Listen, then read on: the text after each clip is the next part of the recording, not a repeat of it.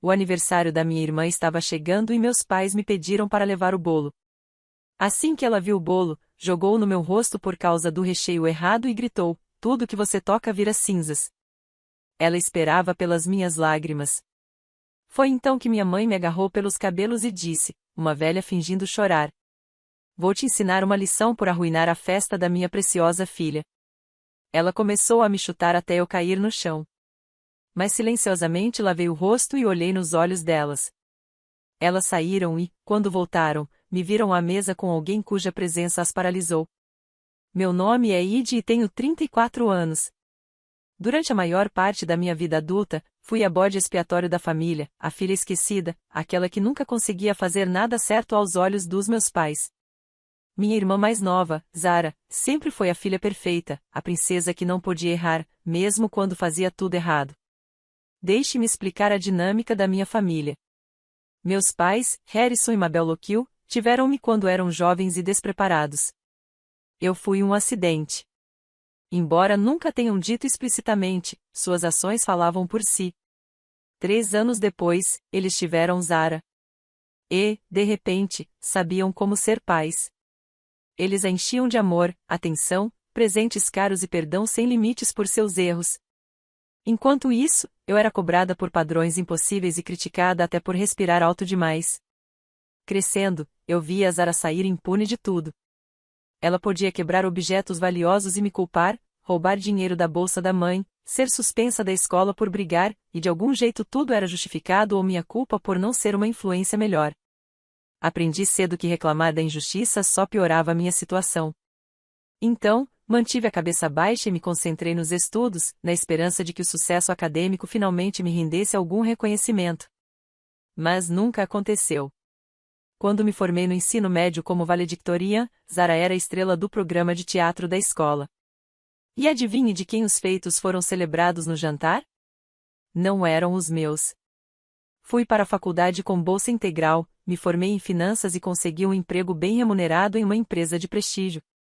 Zara abandonou a faculdade 2 vezes, não conseguia manter um emprego por mais de 6 meses e passou os 20 anos de idade indo e voltando da casa dos meus pais e dos apartamentos de vários namorados. Apesar de tudo, continuei tentando manter um relacionamento com minha família. Enviava cartões de aniversário, presentes de Natal e comparecia às reuniões de família, onde sempre era tratada como uma convidada indesejada. Eu me dizia que sangue é mais espesso que água, que família significava algo, que talvez algum dia as coisas mudassem. Estava enganada. O ponto de ruptura aconteceu no mês passado. Zara estava completando 29 anos e, como sempre, meus pais planejavam uma festa elaborada. Não era uma festa qualquer.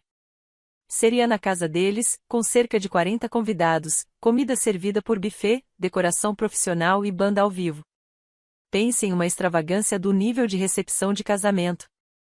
Tudo isso para alguém que não tinha realizado nada digno de nota na vida adulta inteira. 2 semanas antes da festa, minha mãe me ligou com seu tom típico de exigência. "Eve, o aniversário da Zara está chegando e precisamos que você leve o bolo." Não perguntou se eu poderia ou se eu queria, foi uma ordem direta. Eu deveria ter dito não ali mesmo, mas velhos hábitos custam a morrer. "Que tipo de bolo ela quer?" Perguntei, já calculando mentalmente o custo de um bolo personalizado para 40 pessoas. "Ela quer um bolo de 3 camadas de chocolate, com recheio de framboesa e cobertura de cream cheese.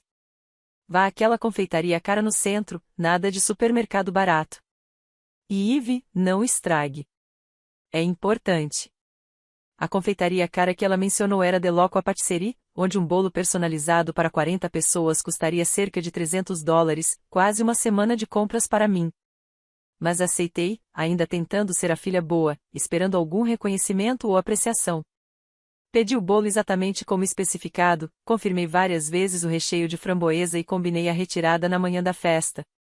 O bolo era lindo. 3 camadas de chocolate rico, recheio de framboesa azedinha, coberto com cream cheese suave, decorado com framboesas frescas e delicadas raspas de chocolate. Parecia algo de revista. A festa estava marcada para começar às 19 horas e cheguei às 18h30 com o bolo, querendo garantir que ele fosse bem colocado antes da chegada dos convidados. A casa já estava cheia de movimento, com os fornecedores montando as estações, a banda fazendo teste de som e minha mãe comandando tudo como uma operação militar. É esse o bolo? Ela perguntou, mal me olhando. Sim, exatamente o que você pediu.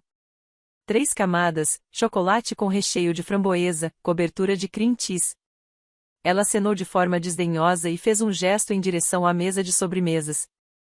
Coloquei o bolo cuidadosamente no centro, dei um passo atrás e precisei admitir, ele parecia perfeito entre todas as outras decorações elaboradas.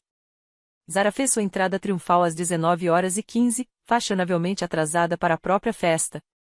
Estava deslumbrante, como sempre, cabelos loiros soltos, vestido de grife que provavelmente custava mais que meu aluguel mensal, e aquele sorriso radiante capaz de fazer qualquer um esquecer seus inúmeros defeitos de caráter. Os convidados imediatamente se aglomeraram ao redor dela, e ela se deliciava com a atenção como um gato no sol. As 2 primeiras horas correram bem. Eu ficava discretamente ao fundo, conversando com parentes que mal lembravam meu nome e observando Zara no centro da atenção. Aprendi há muito tempo a não chamar atenção nas reuniões de família. Nunca acabava bem. Quando chegou a hora do bolo, Zara se posicionou atrás da mesa de sobremesas enquanto todos se reuniam com os celulares prontos. O bolo realmente estava lindo, e senti uma pequena pontada de orgulho por ter contribuído com algo digno da celebração. Antes de cortar o bolo, só quero dizer o quanto sou grata por ter uma família tão incrível, começou Zara, com aquela doçura ensaiada que ela usava quando queria algo. E quero agradecer especialmente aos meus pais por me darem uma festa tão incrível. Nenhuma menção a mim, é claro, mesmo tendo sido o ponto central de toda a mesa de sobremesas. Mas todos estavam acostumados a que eu fosse invisível, então apenas sorri e me preparei para me misturar novamente à multidão assim que o bolo fosse cortado. Zara pegou a espátula ornamentada e fez o primeiro corte na camada inferior. Ao levantar a fatia, o recheio de framboesa ficou claramente visível, vermelho vivo contra o chocolate escuro. Sua expressão mudou instantaneamente da alegria para a fúria. O que é isso? Exigiu, a voz cortante sobre o burburinho ao fundo. É recheio de framboesa, exatamente como você pediu, alguém disse, confuso com a reação. Eu queria recheio de morango, não framboesa. Quem pediu isso? O sangue gelou. Mon tinha dito especificamente framboesa. Tinha certeza disso. Ela havia conferido na confeitaria para confirmar. Eu nunca disse framboesa, interrompeu Mon, a voz gelada. Zara sempre tem recheio de morango em seus bolos de aniversário. Todo mundo sabe disso. O chão parecia desaparecer sob os pés. Isso não podia estar acontecendo. A conversa estava clara na memória, framboesa, várias vezes. Mas olhando para os 2 rostos, ficou evidente que a verdade não importava. Mais uma vez, alguém seria feito de bode expiatório. Desculpe. Deve ter havido um mal-entendido, alguém disse, tentando manter a voz firme. O bolo ainda está delicioso. Foi então que Zara explodiu. Com 40 convidados assistindo, pegou toda a camada inferior do bolo e lançou diretamente no rosto de quem estava na linha de fogo. O bolo personalizado de $300 atingiu com força suficiente para derrubar, cobrindo cabelos, roupas e tudo ao redor de chocolate e cream cheese. O salão ficou em silêncio absoluto. Zara ainda não tinha terminado. Tudo que você toca vira cinzas. Gritou, o rosto contorcido em uma raiva totalmente desproporcional à situação. Você não consegue fazer nada certo. Arruinou meu aniversário inteiro. Todos esperavam que alguém dissesse algo para chamar atenção para o quão insana era a reação. Mas, em vez disso, viram pessoas tirando os celulares, registrando a humilhação para as redes sociais. Zara ficou ali, peito arfando, esperando que alguém desmoronasse em lágrimas para ter a satisfação de vê-lo completamente destruído. Mas algo estranho aconteceu. Em vez da vergonha e da dor familiar que costumavam surgir nesses ataques, havia apenas um vazio frio e claro onde antes estavam as emoções. Ninguém ia chorar. Ninguém ia se desculpar. Ninguém ia dar satisfação. Foi quando Mon entrou para terminar o que Zara começou. Uma velha fingindo chorar rosnou, agarrando um punhado de cabelos e puxando a cabeça para trás. Vou te ensinar uma lição por arruinar a festa da minha preciosa filha. O que aconteceu a seguir foi agressão pura e simples. Diante de 40 testemunhas, a própria mãe começou a chutar enquanto a vítima estava coberta de bolo. Salto pontiagudo atingindo costelas, pernas, costas. A pessoa caiu ao chão sob o ataque e os chutes continuaram, com gritos sobre como a família foi humilhada e o dia especial de Zara arruinado. Os convidados apenas ficaram olhando. Ninguém interveio. Ninguém chamou por ajuda. Apenas gravavam, como se fosse entretenimento. Quando Mon finalmente parou de respirar pesadamente pelo esforço, levantei-me lentamente. O bolo ainda escorria pelos meus cabelos. Minhas roupas estavam arruinadas e meu corpo doía pelos chutes, mas eu estava cansada de ser a vítima deles. Caminhei calmamente até o banheiro de hóspedes e lavei o bolo do rosto e das mãos. Olhei-me no espelho e vi alguém que não reconhecia, não a filha quebrada e desesperada que passou 34 anos implorando por migalhas de amor de pessoas que não a mereciam. Vi alguém finalmente livre. Quando voltei para a festa, Mon e Zara tentavam restaurar o clima festivo, rindo do pequeno drama e incentivando os convidados a experimentarem as outras sobremesas. Ambas me olharam com expectativa, esperando que eu desaparecesse envergonhada, como sempre fazia. Em vez disso, sentei-me à mesa de jantar e peguei meu celular. "O que você está fazendo?" exigiu Mon. Não respondi. Percorri meus contatos até encontrar o nome que procurava, Detetive Nora Beckett, Departamento de Polícia de Chicago. Nora havia sido minha colega de quarto na faculdade e mantivemos contato ao longo dos anos. Ela sempre dizia que, se algum dia eu precisasse de ajuda com a família, poderia chamá-la. Nunca acreditei que a situação fosse grave o suficiente para envolver a polícia. Mas estava enganada. Nora atendeu no segundo toque. "Ivy, tudo bem?" "Oi, Nora. Preciso denunciar uma agressão que acabou de acontecer. A agressora ainda está aqui e há cerca de 35 testemunhas que gravaram tudo." O ambiente ficou em completo silêncio. Zara e Mon me encaravam como se eu tivesse crescido uma segunda cabeça. "Ivy, desligue o telefone agora", disse Mon, com aquele tom autoritário que me controlou por décadas. Ignorei completamente. "Nora, você pode enviar uma viatura para 1247 Maple Street? Vou estar aqui esperando." Após desligar, Zara encontrou sua voz. "Você chamou a polícia da sua própria mãe na minha festa de aniversário? Está louca?" "Na verdade, acho que finalmente estou sã", respondi calmamente. Pela primeira vez na vida adulta, eu pensava com clareza. Mon tentou uma abordagem diferente, mudando para a voz manipuladora. "Querida, não precisamos fazer disso algo maior do que é. Foi só um desentendimento familiar. Podemos resolver isso." "Um desentendimento familiar?" repeti. "É assim que estão chamando a agressão agora? Você me atacou na frente de 40 pessoas porque sua filha preciosa fez um escândalo por causa do recheio do bolo. Foi mais do que isso", interveio Zara. "Você pediu de propósito o recheio errado para sabotar minha festa." Eu realmente ri. "Zara, passei a vida inteira pisando em ovos perto de você. Por que eu de repente iria sabotar sua festa pedindo um recheio diferente? O que eu ganharia com isso?" Ela não teve resposta. Porque não havia nenhuma. A verdade era que ou Mon confundiu os recheios de propósito, ou planejavam toda essa situação para me humilhar. De qualquer forma, a reação delas era inaceitável. Os convidados começaram a ir embora, sem vontade de permanecer para o que ainda estava por acontecer. Em 10 minutos, a festa tinha esvaziado, exceto por alguns amigos próximos da família, divididos entre lealdade e horror pelo que tinham presenciado. 20 minutos depois, 2 policiais chegaram. Recebi-os na porta e expliquei a situação de forma calma e factual. Vários convidados tinham gravado o incidente, então havia muitas provas. Mon tentou minimizar o ocorrido, alegando que foi apenas uma bronca que ficou um pouco intensa. Os policiais revisaram vários vídeos que os convidados postaram online. Pelo visto, minha humilhação já tinha chegado ao Instagram e ao TikTok. Depois de ver as filmagens, prenderam Mon por agressão.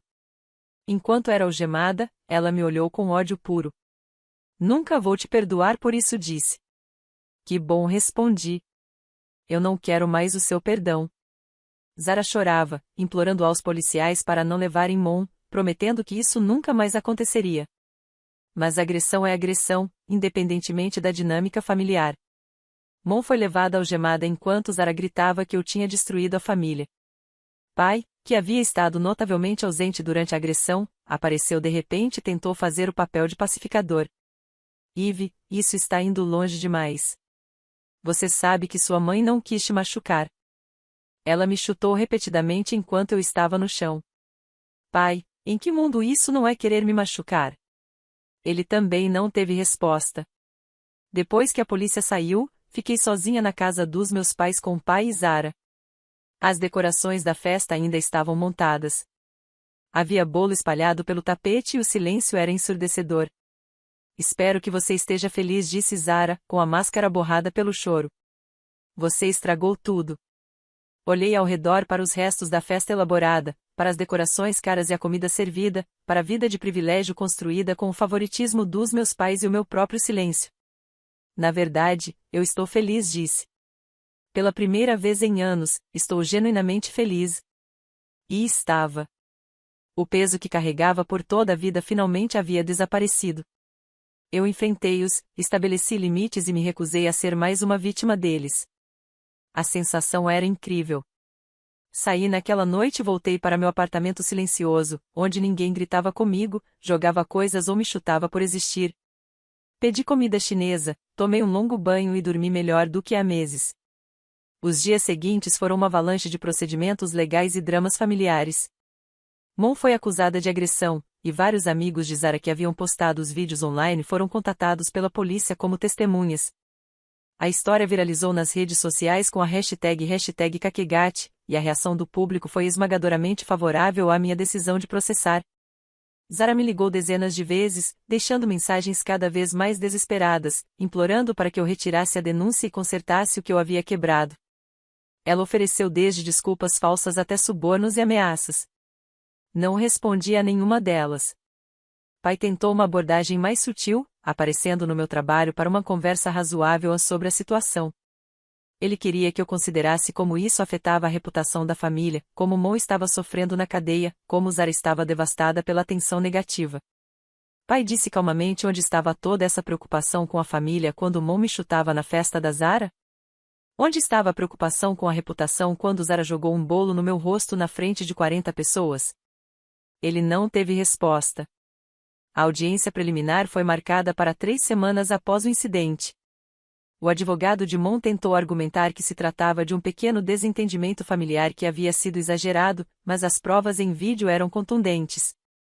Era possível ver claramente ela me atacando enquanto eu estava no chão, e o áudio registrava as ameaças de que eu receberia uma lição. Na manhã da audiência, eu estava me arrumando quando a campainha tocou. Olhei pelo olho mágico e vi uma mulher que não reconhecia, bem vestida, provavelmente na casa dos 60 anos, com cabelos grisalhos e olhos gentis. Abri a porta com cautela. Você é Eve Lockwood? Ela perguntou. Sim, posso ajudar? Sou Eleanor, Zara disse, e meu coração parou. Acredito que você conheça minha neta. Zara havia sido nomeada em homenagem à avó, mãe de Harrison, que supostamente havia morrido quando eu era criança. Exceto que ela estava ali, viva e de pé na minha porta. Acho que houve algum engano, disse cuidadosamente. Minha família me disse que você havia falecido anos atrás. A expressão de Eleanor escureceu. Disseram que eu estava morta? Esses bastardos. Ela balançou a cabeça em desaprovação. Posso entrar?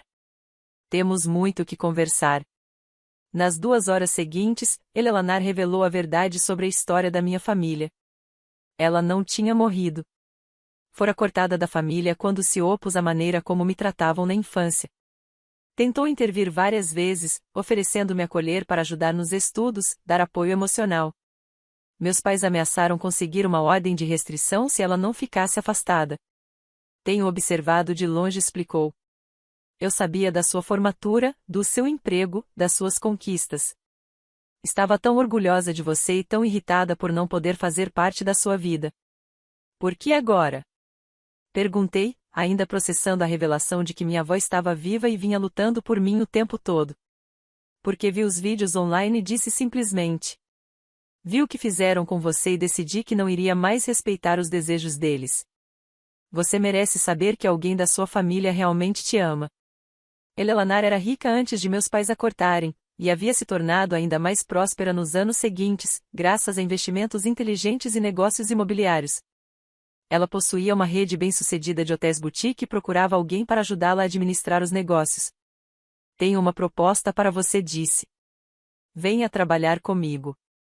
Ajude-me a gerenciar a empresa e, eventualmente, assuma quando eu me aposentar. Você nunca mais precisará depender dessas pessoas.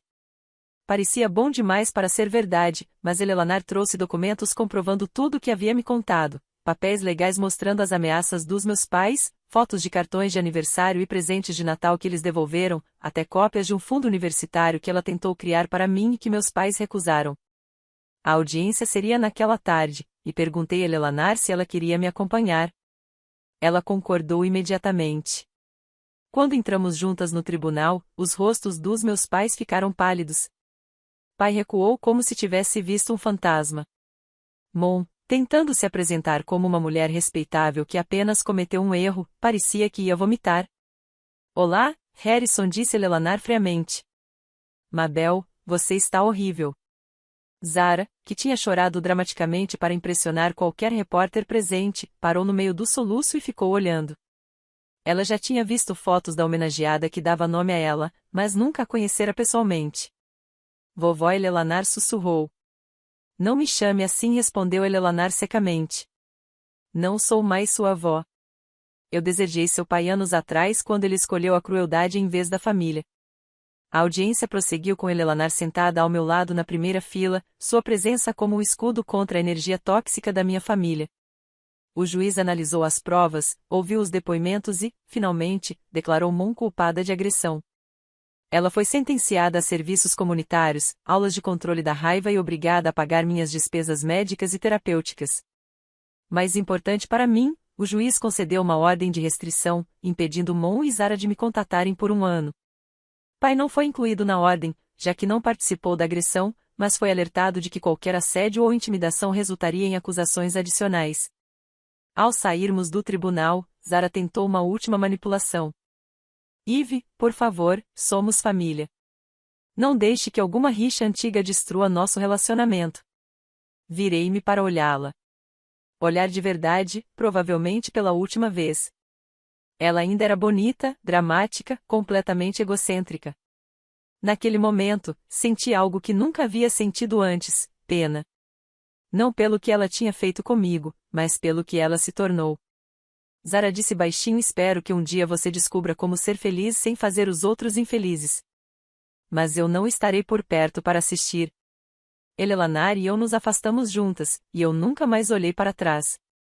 Isso aconteceu há 6 meses. Desde então, tenho trabalhado com Elelanar, aprendendo sobre o negócio hoteleiro e descobrindo que tenho verdadeiro talento para gestão operacional. Ela se tornou a avó que eu sempre precisei. Ela se tornou a família que eu sempre quis, apoiadora, amorosa e genuinamente interessada na minha felicidade e sucesso. Meus pais tentaram se aproximar por meio de amigos em comum e parentes distantes, mas deixei claro que não tenho interesse em reconciliação. Eles tiveram 34 anos para me tratar com decência básica e escolheram não fazê-lo. Não sou obrigada a lhes dar uma 35ª chance. Zara tem sofrido desde o incidente. Seus seguidores nas redes sociais caíram drasticamente depois que os vídeos viralizaram, e vários amigos se afastaram ao ver seu verdadeiro caráter. Ela perdeu o emprego de meio período em uma boutique quando clientes a reconheceram e reclamaram à gerência. Meu pai disse a um primo que ela está em terapia, supostamente trabalhando o controle da raiva e relacionamentos familiares. Espero que seja verdade, pelo bem dela, mas não é mais problema meu. Mon completou seu serviço comunitário e as aulas de controle da raiva, mas, segundo fofocas da família, nunca admitiu realmente qualquer erro. Ela diz às pessoas que eu reagi exageradamente a um desentendimento menor e que estou sendo manipulada pelo dinheiro de Elelanar. A ordem de restrição vence no próximo mês, mas estou considerando renová-la. O negócio hoteleiro tem sido incrível. Elelanar e eu trabalhamos bem juntas, e consegui implementar várias melhorias operacionais que aumentaram a receita em 15% este ano. Ela está me ensinando sobre investimentos imobiliários e estamos estudando expandir para aluguel de temporada no Colorado e na Califórnia. Pela primeira vez na vida, estou cercada por pessoas que valorizam minhas contribuições e respeitam minhas opiniões. A equipe do hotel me trata como colega e amiga, não como alguém a ser tolerada. Elelaner me apresenta como parceira de negócios e herdeira, com orgulho evidente das minhas conquistas. Também comecei a namorar Michael, que é dono de um restaurante que fornece serviços para vários eventos do hotel. Ele é gentil, engraçado e me trata como alguém que realmente importa. Quando contei a ele sobre minha família, ficou horrorizado que alguém pudesse ser tratado dessa maneira, mas não tentou me convencer a reconciliar ou perdoar por a harmonia familiar. Ele entende que algumas relações são tóxicas demais para serem salvas. A parte mais surpreendente dessa experiência tem sido o apoio esmagador que recebi de estranhos online. Os vídeos do ataque de Zara com o bolo e da agressão de Mon viralizaram, mas não da forma que elas esperavam. As pessoas ficaram indignadas por mim, compartilhando histórias próprias de abuso e de serem bodes expiatórios na família. Recebi milhares de mensagens de quem passou por experiências semelhantes, agradecendo por eu ter me defendido e mostrando que é possível se libertar de dinâmicas familiares tóxicas. Várias organizações de mulheres me procuraram para falar sobre abuso familiar e a importância de estabelecer limites. Fiz algumas entrevistas e palestras, contando minha história para ajudar outros a reconhecer quando relações familiares ultrapassam a linha do difícil para o abusivo. A parte mais difícil tem sido lidar com quem acha que devo perdoar e reconciliar porque são família. Alguns parentes e amigos da família me acusaram de ser vingativa, guardar rancor, de escolher o dinheiro e a riqueza de Elelaner em vez do sangue. Eles não entendem que ser parente não dá o direito de abusar de alguém, nem obriga a aceitar esse abuso indefinidamente. Aprendi que o ditado "o sangue é mais espesso que a água" é, na verdade, um equívoco. A frase completa é: o sangue da aliança é mais espesso que a água do útero, ou seja, relacionamentos escolhidos são mais fortes que os biológicos. As pessoas que você escolhe para manter na sua vida, que te tratam com amor e respeito, são mais importantes do que pessoas que compartilham seu DNA, mas te tratam mal. Elelaner se tornou a família que eu sempre quis, apoiadora, amorosa, orgulhosa das minhas conquistas, celebrando minhas vitórias e me confortando nos momentos difíceis.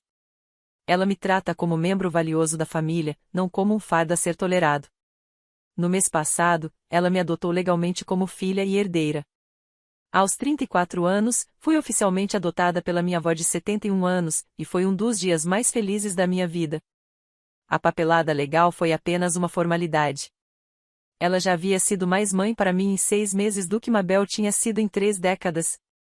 A adoção virou notícia local por causa das circunstâncias incomuns, e vários antigos amigos da família me procuraram para me parabenizar. Alguns admitiram que sempre acharam que meus pais me tratavam injustamente, mas não sabiam como intervir. Agradeci a honestidade deles, mesmo que viesse anos tarde demais.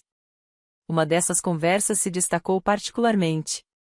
Minha amiga do ensino médio, Jennifer, me ligou depois de ver o anúncio da adoção no Chicago Tribune. Havíamos perdido contato após a formatura, mas ela lembrava da dinâmica familiar quando éramos adolescentes. Eve, tenho que te contar algo que deveria ter dito anos atrás. Começou. Lembra daquela entrevista de bolsa de estudos para Northwestern? Você estava tão empolgada porque era a universidade dos seus sonhos? Eu lembrava. Era meu último ano do ensino médio e havia me esforçado enormemente para conseguir uma bolsa acadêmica integral na Northwestern University. A entrevista estava marcada para uma manhã de sábado, e eu havia passado semanas me preparando. Você nunca apareceu para a entrevista, continuou Jennifer. Eu estava trabalhando meio período no escritório de admissões naquele semestre e vi seu nome na lista de ausentes. Sempre me perguntei o que aconteceu. Meu sangue gelou. Como assim eu não apareci? Nunca me falaram sobre nenhuma entrevista. A carta foi enviada para sua casa. Lembro porque ajudei a processá-las. Foi enviada para seu endereço 3 semanas antes da data da entrevista. As peças se encaixaram com uma clareza enjoativa. Meus pais haviam interceptado a carta. Eles sabotaram deliberadamente minha chance de obter uma bolsa integral em uma das melhores universidades do país. Acabei em uma boa universidade estadual com financiamento parcial, mas a Northwestern tinha sido meu sonho. Jennifer, você tem certeza absoluta disso? Com certeza. Lembro até de ter achado estranho, porque suas notas e resultados de teste eram exatamente o que eles procuravam. A bolsa cobriria tudo: mensalidade, moradia, alimentação, até livros. Depois da ligação, sentei-me no escritório do hotel, olhando pela janela e processando essa revelação. Não se tratava apenas de negligência ou favoritismo. Era sabotagem ativa do meu futuro. Literalmente haviam roubado oportunidades de mim para me manter dependente e controlável. Naquela noite, contei a conversa para Elelaner. Ela não se surpreendeu. Eu tentei ajudar com suas despesas universitárias naquela época, também revelou. Criei um fundo de educação quando você tinha 16 anos, planejando te surpreender com ele na formatura. Seus pais descobriram de alguma forma e ameaçaram ação legal se eu não encerrasse.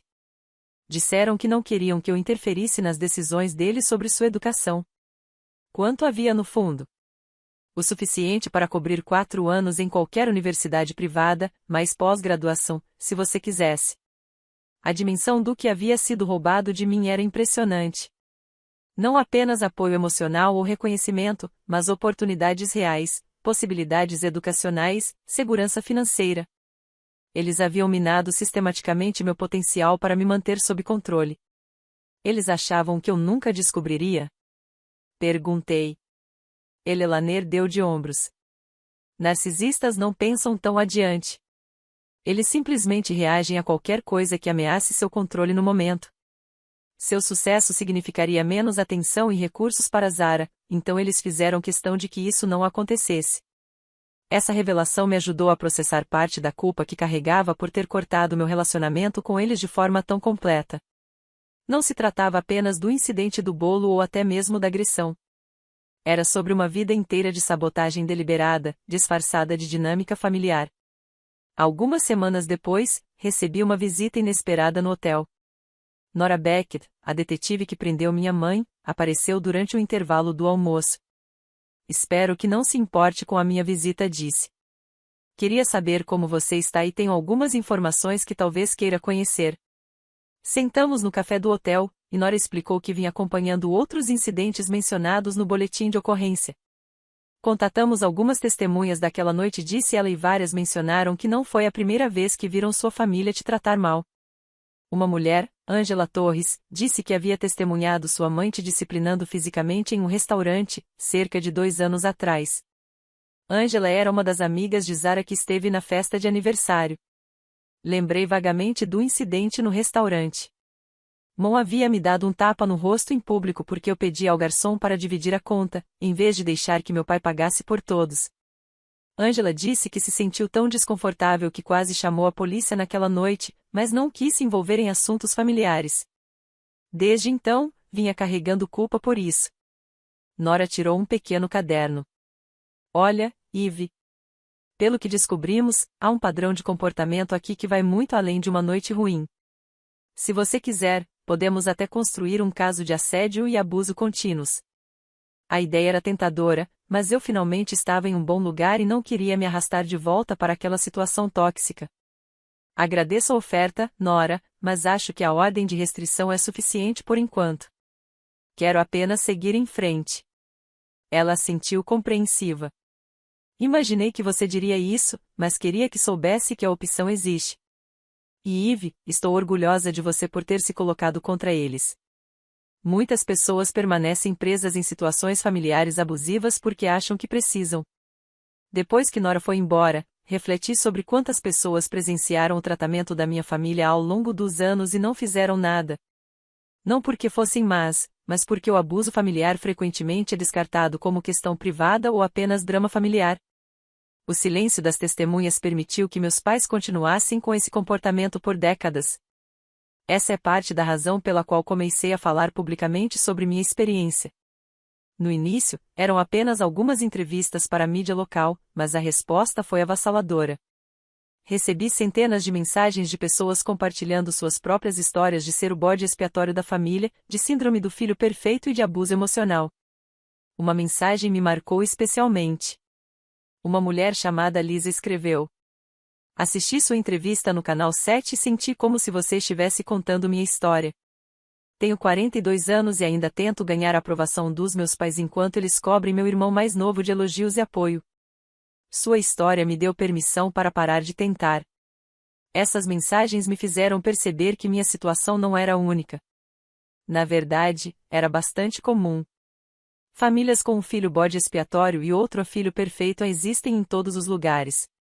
Mas as pessoas raramente falam sobre isso, porque somos condicionados a acreditar que lealdade familiar significa aceitar o abuso. Comecei a trabalhar com uma terapeuta, a doutora Priyari, para processar minhas experiências e aprender padrões de relacionamento mais saudáveis. Uma das lições mais valiosas que ela me ensinou foi sobre trauma bonding e por que tinha sido tão difícil me afastar da minha família, apesar do tratamento que recebia. As crianças são biologicamente programadas para buscar amor e aprovação dos pais, explicou a doutora Priyari durante uma das sessões. Quando esse amor é condicional ou retido, cria-se um ciclo semelhante ao vício, em que você continua tentando conquistar algo que deveria ter sido dado livremente. Ela me ajudou a entender que minhas décadas tentando agradar pessoas impossíveis de agradar não eram uma falha de caráter. Era uma resposta normal a uma situação anormal. Nesse período, Michael e eu estávamos ficando mais sérios. Ele havia me pedido em casamento 3 meses antes, e estávamos planejando uma pequena cerimônia para a primavera seguinte. O processo de organizar a lista de convidados foi interessante. Percebi que, depois de cortar meus familiares tóxicos, minha verdadeira rede de apoio era muito menor, mas infinitamente mais amorosa. Elelaner ficou radiante com o noivado e imediatamente começou a planejar o que chamava de um casamento que você merece. Ela queria sediar a cerimônia em um de seus hotéis, com todos os detalhes elegantes que meus pais nunca proporcionaram em nenhum dos meus marcos de vida. Toda mulher merece se sentir como uma princesa no dia do seu casamento, disse ela, mostrando opções de locais, especialmente para alguém que passou a vida inteira sendo tratada como Cinderela antes da chegada da fada madrinha. O planejamento também trouxe à tona algumas emoções complicadas. Parte de mim se perguntava se meu pai poderia tentar se aproximar, talvez me acompanhar no altar ou fazer algum gesto de reconciliação. Mas, à medida que a data de expiração da ordem de restrição se aproximava, sem nenhuma notícia deles, percebi que provavelmente estavam esperando que eu desse o primeiro passo. Eu não daria. Em vez disso, Elelaner seria quem me acompanharia até o altar, e eu não conseguia imaginar ninguém que eu preferisse ter nesse papel. Ela havia conquistado isso com meses de apoio incondicional e amor. Cerca de 2 meses antes da expiração da ordem de restrição, recebi uma ligação da minha prima Fai, filha da irmã do meu pai. Fai sempre foi neutra nos conflitos familiares, mantendo relacionamentos com todos sem tomar partido. Eve, preciso te contar uma coisa, disse, com a voz nervosa. Seus pais têm pedido a membros da família que te pressionem para reconciliar. Eles querem ir ao seu casamento. Meu coração disparou. O que exatamente eles estão dizendo? Alegam que toda a situação da festa de aniversário foi um mal-entendido que foi exagerado. Sua mãe diz que estava apenas te disciplinando como qualquer pai faria, e que você reagiu exageradamente chamando a polícia. Eles acham que você está sendo manipulada pelo dinheiro da Elelaner. Respirei fundo. Fai, você estava lá naquela noite. Você viu o que aconteceu. Houve uma longa pausa. Eu sei o que vi, Eve. E disse a eles que, se tivessem feito isso com minha filha, eu também teria registrado queixa. Mas eles não querem ouvir razão. Fai continuou explicando que Zara vinha enfrentando dificuldades desde o incidente. Suas aspirações como influenciadora digital haviam desmoronado depois que os vídeos viralizaram, e ela não conseguia encontrar trabalho fixo. Ela ainda morava com meus pais e, segundo Fai, os 3 haviam se tornado ainda mais unidos na sua sensação de vitimização compartilhada. Eles te culpam por tudo que deu errado desde aquela noite. Fai continuou. Zara não consegue trabalhos de modelo, os problemas de saúde da sua mãe relacionados ao estresse, a reputação do seu pai no bairro. Eles estão convencidos de que, se você apenas voltasse e perdoasse todo mundo, a vida deles voltaria ao normal. A audácia deles era impressionante. Mesmo depois de tudo, não conseguiam assumir responsabilidade por suas próprias ações. Na cabeça deles, eu ainda era o problema. A filha ingrata que destruiu a família por se recusar a aceitar abuso. O que você disse a eles? Perguntei. Eu disse a verdade. Que você está mais feliz do que eu jamais te vi. Que você é bem-sucedida e está noiva de um homem maravilhoso. E que talvez eles devessem se concentrar em resolver os próprios problemas em vez de te culpar por eles. O apoio de Fai significou mais para mim do que ela provavelmente imaginava. Ter alguém da família testemunhando minha transformação e validando minha decisão de cortar contato foi extremamente curador. Não recebi notícias de Zara, da minha mãe ou do meu pai desde que a ordem de restrição entrou em vigor, exceto por intermédios tentando me fazer sentir culpa para que eu reatasse o contato. Aparentemente, a saúde da minha mãe piorou com o estresse do processo judicial, e Zara vem falando sobre se mudar de Chicago para recomeçar em outro lugar. Sinto-me mal pelo fato de minha mãe estar enfrentando problemas de saúde, mas não sinto culpa por estabelecer limites que protegem meu bem-estar. Se ela quisesse um relacionamento comigo, teve inúmeras oportunidades de construí-lo com base no amor e no respeito, e não no controle e abuso. O negócio está prosperando. Meu relacionamento com Michael está ficando sério, e estou genuinamente feliz pela primeira vez na minha vida adulta. Tenho planos, objetivos e sonhos que não envolvem tentar conquistar o amor de pessoas incapazes de oferecê-lo. Às vezes me pergunto o que teria acontecido se eu simplesmente tivesse saído da festa naquela noite, em vez de chamar a polícia. Se eu tivesse ido para casa, me arrumado e continuado o padrão de aceitar abuso em nome da paz familiar, provavelmente teria passado o resto da vida sendo o bode expiatório da família, comparecendo a eventos em que era maltratada e me convencendo de que algum tipo de relacionamento era melhor do que nenhum. Em vez disso, escolhi a mim mesma. Escolhi dignidade, autoestima e a possibilidade de felicidade genuína. Foi a decisão mais assustadora e melhor que já tomei. O bolo que Sarah jogou no meu rosto deveria me humilhar, me colocar no meu lugar e me lembrar da minha posição na hierarquia familiar. Em vez disso, se tornou o catalisador para mudar completamente a minha vida. Ao tentar me destruir, ela acidentalmente me libertou. Tudo que eu toco não se transforma em cinzas. Transforma-se em ouro. E finalmente estou vivendo a vida que mereço.